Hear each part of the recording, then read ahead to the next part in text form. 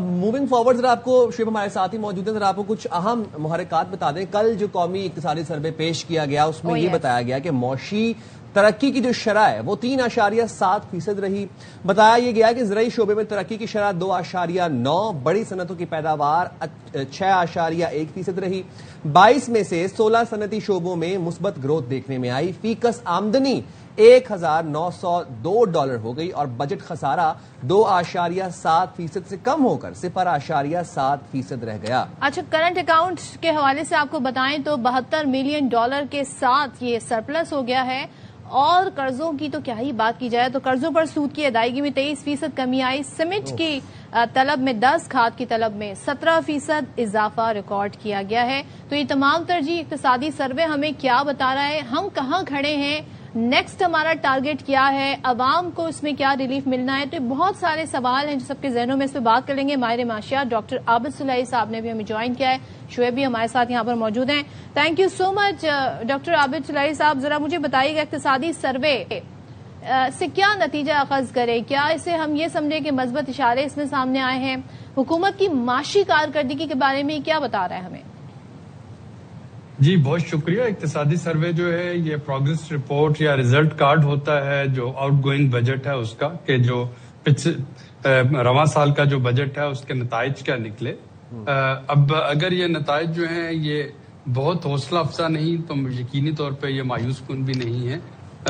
اس وقت اگر ہم 2025 کو دیکھیں تو 2-3 جو امپورٹنٹ فیکٹر تھے اس میں، اسپیشلی 2025 کا سیلاب جس نے پنجاب کے بیشتر اضلاع کو ہٹ کیا تھا، اس کی باوجود ایگریکلچر کی گروتھ جو ہے وہ اگر ٹارگٹ مس بھی ہوا ہے تو اس کو سسٹین کر لینا یہ بذات خود ایک کافی حوصلہ افزا بات ہے. اسی طریقے سے آلدو کہ ہمیں جو مڈل ایسٹ کرائسس ہے اس کا اصل امپیکٹ تو 1 جولائی سے دیکھنے کو ملے گا اس اگلے مالی سال میں. اس میں جو اتار چڑھاؤ آ رہا ہے، آج بھی پریزیڈنٹ ٹرمپ کی سٹیٹمنٹ ہے کہ عنقریب سائن ہونے والے ہیں، اور انہوں نے جو کل شروع کی تھی اسکلیشن آج روک دی ہے. تو یہ جو انسرٹینٹی ہے یہ اگلے مالی سال میں کھل کے ہٹ کر رہی ہوگی پاکستان کی جو اکانومی ہے. لیکن اس کے جو فیبرری سے جو شروع ہے انفلیشن کا جو امپیکٹ، انرجی کی ہائی قیمتوں کا امپیکٹ، اس کے باوجود میرا خیال ہے کہ صرف 0.5% ٹارگٹ گروتھ ٹارگٹ کا مس کرنا اور 3.7% گروتھ اچیو کر لینا جو کہ پچھلے 4 سالوں میں ہائیسٹ ہے، یہ اس بات کی غمازی کر رہا ہے کہ جو مشکل فیصلے تھے they are starting paying off. آپ نے IMF پروگرام کو بڑا کنسسٹنٹلی PDM گورنمنٹ سے لے کے اس کے بعد کیئر ٹیکر اور موجودہ حکومت انہوں نے جو ہے اس کو کنٹینیو رکھا ہے. کافی سارے مشکل فیصلے کیے ہیں. تو جو بڑے اشاریے ہیں وہ تو آپ کو امپروو ہوتے نظر آ رہے ہیں، لیکن ان بڑے اشاریوں تک پہنچنے کے لیے جو ٹیکسز ہے وہ بدقسمتی سے ابھی بھی سارا بوجھ جو ہے وہ ڈاکومنٹڈ سیکٹر پہ پڑا ہے. ڈاکومنٹڈ سیکٹر سے میری مراد یہ ہے جو فارمل بزنسز ہیں، جو فارمل ڈاکومنٹڈ سیلریڈ پرسنز ہیں، جو کہ اپنی آمدنی جو ہے ڈاکومنٹڈ ہونے کی وجہ سے چھپا نہیں سکتے. تو آج تک تو وہ سارا برڈن جو تھا وہ انہی کو برداشت کرنا پڑا. انفارمل اور انڈاکومنٹڈ سیکٹر جو ہے وہ کافی سائڈ پہ رہ گیا، انہوں نے اپنے آپ کو بچائے رکھا. اب آج یہ دیکھنا ہوگا کہ کیا وہ جو ٹیکسیبل نان ڈاکومنٹڈ سیکٹر ہے کیا وہ ٹیکس نیٹ میں آتا ہے، وہ نہیں آتا ہے. میری ذاتی رائے اور خیال یہ ہے کہ شاید ہم دیکھیں گے اس میں سے کچھ جیسے کہ تاجروں کے لیے اگر فکس اسکیم ہے، فکس ٹیکس اسکیم، تو اس طریقے سے باقی بھی کچھ جو ہے میئر وہ لیے جا رہے ہوں گے. کیونکہ یہ جو 2 دفعہ بجٹ کا پیش ہونا ڈیلے ہوا، ایک تو وہ صوبوں اور وفاق کا جو آپس کے نیگوشیشن تھے وہ تو چل ہی رہے تھے، لیکن اس کے ساتھ IMF سے وفاقی حکومت کے مذاکرات بھی چل رہے تھے کہ اگر کچھ جگہوں پہ ریلیف دینا ہے تو پھر اس کے جو آمدنی ہے وہ کہاں سے آئے گی، اور اس میں جو نئے شعبوں کو ٹیکس نیٹ میں لے کے آنا جو ہے وہ کافی امپورٹنٹ. عابد صاحب، اگر ہم 24-25 یا پھر 25-26 سے کمپیئر کریں اس فسکل ایئر کے بجٹ کو، آپ کو لگتا ہے کہ اس دفعہ کچھ نرمیاں ہیں، کچھ ریلیف ہے، کچھ کہیں سے ٹھنڈی ہوا کا جھونکا آ رہا ہے؟ اگر نرمیاں اور ریلیف نہیں بھی ہیں تو یہ بات تو طے ہے کہ جو آلریڈی جن سے ٹیکس لیا جا رہا تھا اب ان میں مزید سخت نہیں رہی ہے، تو یہ وہ نیمو ہے جس کو اب مزید نہیں نچوڑا جا سکتا. تو ظاہر ہے کہ اس ٹیکس نیٹ کو براڈن اب ضرور کرنا پڑے گا. اگر ہم year to year F P R کی ٹیکس کلیکشن دیکھیں، ڈائریکٹ ٹیکسز اور انڈائریکٹ ٹیکسز، گو کہ ٹارگٹ جو ہے وہ مس ہوتا ہے، لیکن آپ دیکھیں کہ وہ نمبر بڑھتا چلا جا رہا ہے نامینل ٹرمز، اور یہ اب نمبر جو ہے موجودہ ٹیکس پیئر سے پورا نہیں کیا جا سکتا. اور یقینی طور پہ جو سیلریڈ کلاس ہے، میرا خیال ہے کہ جو 2 لاکھ سے کم کے سیلریڈ پرسن ہیں، ان کا حکومت کو ٹارگٹ تھا ٹیکس میں تھوڑا سا ریلیف دینے کا. اب آئی ایم ایف کے ساتھ فائنل نیگوشیشن کیا ہوئی ہے وہ آج پتہ چل جائے گا کہ ان کی ٹیکس کو سلیب کو کیسے بڑھایا جائے، ٹیکسیبل انکم کو، یا ان کو اور کس طریقے کا ریلیف جو ہے وہ پرووائڈ کیا جائے. ریلیف کی ہم بات کریں ڈاکٹر صاحب، ذرا مجھے بتائیں سیلریڈ کلاس کے لیے سرکاری ملازمین کی تنخواہوں میں سننے میں یہ آ رہا ہے کہ 10% اضافہ کیا جائے گا. اگر ہم مہنگائی کی شرح دیکھیں، پرچیزنگ پاور ایک عام آدمی کی دیکھیں، قوت خرید کہاں پہنچ گئی ہے، اور سیلری جو اضافہ ہے وہ بہت ہی کہتے ہیں نا آٹے میں نمک کے برابر معلوم ہوتا ہے. یہی ہوگا یا آپ کو لگتا ہے کہ چانسز ہیں کہ اس سے بھی کم ہوگا؟ کیونکہ وزیر خزانہ نے کل بڑی جو وائبز انہوں نے دی ہیں تو میں تھوڑا سا ڈری بھی ہوں ساری صورتحال کو لے کے. آئی ایم ایف کے ساتھ جو گورنمنٹ کا جو کمپرومائزڈ ڈیسیژن ہے وہ یہ ہے، بلکہ اس کو آپ کمٹمنٹ کہہ لیں، اس کو آئی ایم ایف کی ڈکٹیشن کہہ لیں. آئی ایم ایف کو بالکل کوئی اعتراض نہیں کہ آپ کتنا ریلیف دیں بجلی کے بلوں میں، تنخواہوں میں، ہر چیز میں، لیکن آئی ایم ایف صرف ایک چیز کہتا ہے کہ ادھار لے کے نہیں کرنا. اگر تو آپ کی آمدنی ہے تو آپ ضرور دیں، لیکن یہ نہیں ہو سکتا کہ آپ مزید قرضے لیں.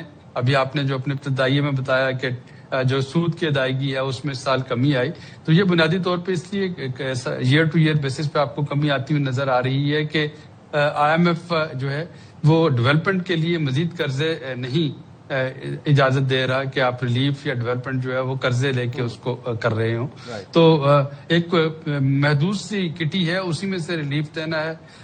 ہم نے دیکھا این ای سی نے آلریڈی کو 800 ارب روپے کے قریب صوبائی اور وفاقی جو اینول ڈیولپمنٹ پلان اور پی ایس ٹی پی کے پروگرام تھے ان کو سلیش کیا. وہ ایک وفاقی حکومت کی کوشش ہے کہ اس کو ریونیو اگر نہیں بھی بڑھ پا رہا تو خرچے جو ہے ان کو کم کیا جائے، تاکہ وہاں سے جو ایک گنجائش نکلتی ہے اس کو ریلیف کے لیے استعمال کیا جائے. اب وہ ریلیف کے لیے کیسے استعمال ہوتا ہے وہ ہم آج نظر آ رہا ہوگا. عابد صاحب ہمارے ساتھ رہے گا. میں شعیب ابھی ہمارے اسٹوڈیو سے موجود ہیں. شعیب، ابھی عابد صاحب نے ایک بات کی کہ ریلیف تو اپنی جگہ پہ ہے، بٹ جو لوگ آلریڈی ٹیکس نیٹ میں تھے، خاص طور پہ جو سیلریڈ کلاس طبقے کی اگر میں بات کروں، وہ ان میں اب سکت ہی نہیں بچی، وہ گنجائش ہی نہیں بچی کہ وہ اب مزید ٹیکس بوجھ برداشت کر سکیں. جب ہم یہ بات کرتے ہیں کہ انکم ٹیکس میں کچھ کمی ہو سکتی ہے، یا جو 1 لاکھ 2 لاکھ 3 لاکھ والی انکم والے لوگ ہیں ان کے لیے کچھ ریلیف ہے، اس کا کیا مطلب ہے؟ اس کو بریک ڈاؤن کر کے ہمیں بتائیں.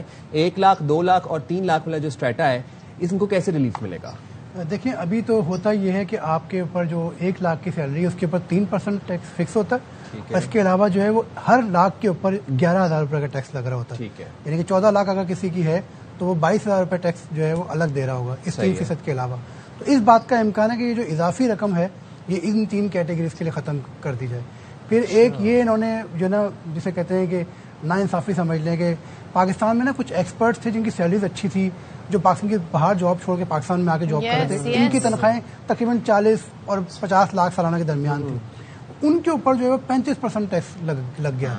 تو اب جو اس کی جو ہائیسٹ سلیب تھا، تو اب کوشش یہ ہے کہ جو سلیب ہمارے 6 ہیں ان کو 8 کیا جائے، اور یہ 41 لاکھ کی تنخواہ کا میکسیمم سلیب ہے اس کو پہنچایا جائے 70 لاکھ کی تنخواہ کے اوپر. تو کسی حد تک جو ہے، اور پھر یہی نہیں ہوتا، جب آپ یہ سب ٹیکس دے کے نکلتے ہیں تو پھر آپ بازار میں جو ٹوتھ پیسٹ لیں، صابن لیں، ہر چیز کے اوپر الگ 18% دے رہے ہوتے ہیں. تو 18% وہ بھی دیتے ہیں، اور یہ بھی آپ تقریباً 35 کہیں 30 کہیں 20% دے رہے ہوتے ہیں.